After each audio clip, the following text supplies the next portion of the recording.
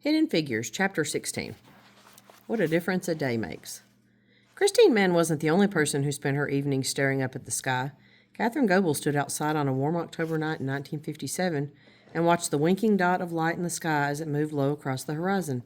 At Langley Memorial Aeronautics Laboratory in Hampton, Virginia, and across the country, Americans turned their eyes skyward with a mixture of wonder and terror.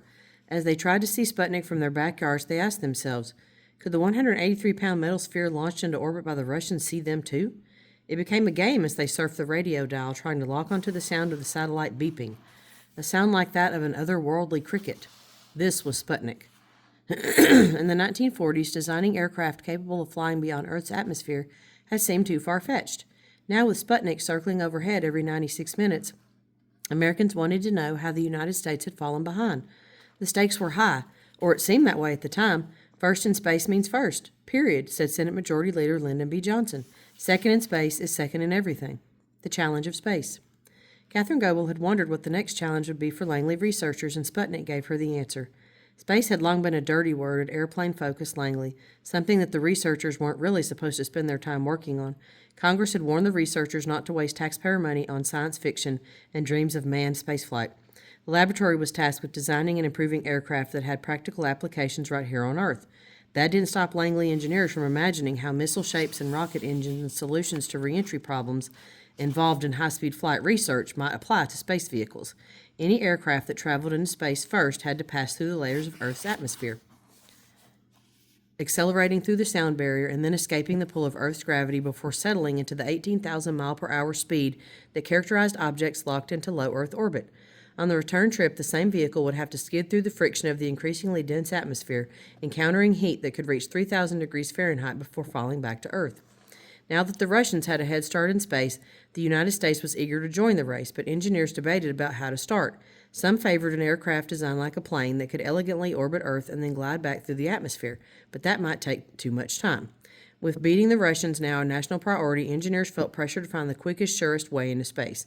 The Flight Research Division, where Catherine Goebel worked, specialized in doing research involving real planes, not parts or models, like people who worked in the wind tunnels.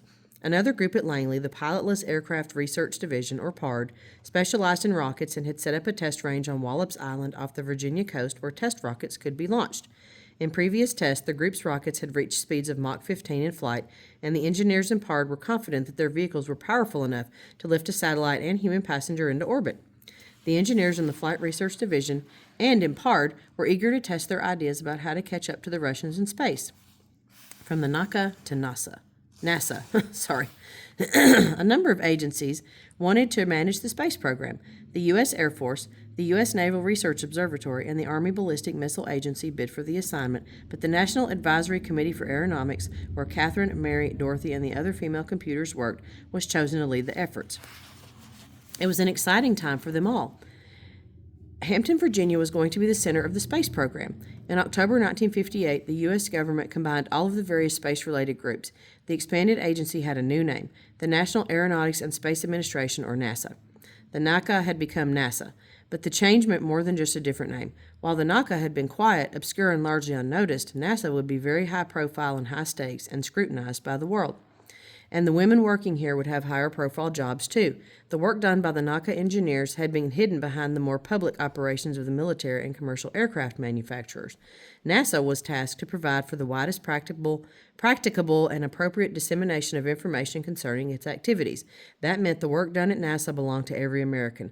All of its actions, its moments of triumph, and its heartbreaking failures and tragedies were to be laid bare to the citizens and broadcast on television. Catherine Goebel also wanted to beat the Russians. She didn't want the Sputnik challenge to go unanswered.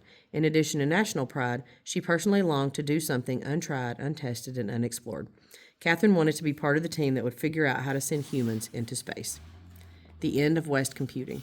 As the National Aeronautics and Space Act of 1958, which called for the creation of NASA, made its way through Congress, another memo quietly circulated through the Langley Research Center, the former Langley Memorial Aeronautical Laboratory. The West Area Computing Unit is dissolved. Slowly but surely, women from West Computing, like their white counterparts, have begun to receive permanent assignments in different engineering groups. Now, only 9 women remained in Dorothy's pool. Dorothy Vaughan had seen this day coming since the East Computing pool was disbanded in 1947.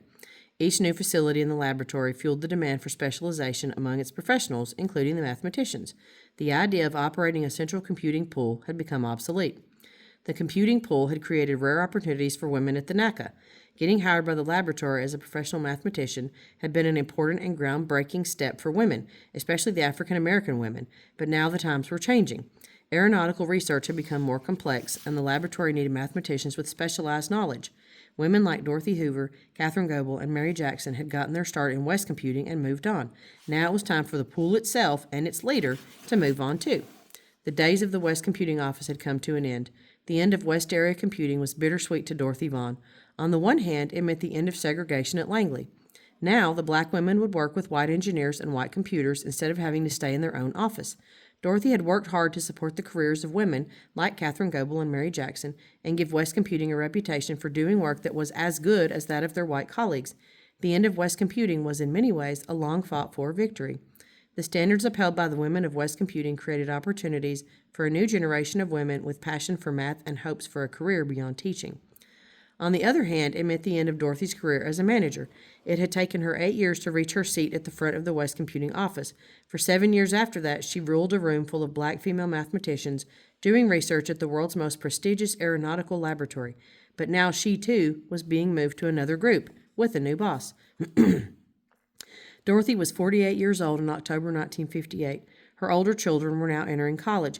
She was proud of the way she had navigated through the days of racial segregation, proud of whatever small share she might claim in fighting prejudice with intellectual merit. During her years at West Computing, Dorothy had watched scores of women move from the computing pool to other positions within the laboratory. She and the other female computers had proven that given the opportunity and support, women were just as smart as men. Dorothy had never been one to linger over the past. For better or worse, Langley's fresh start was giving Dorothy Vaughan a fresh start as well.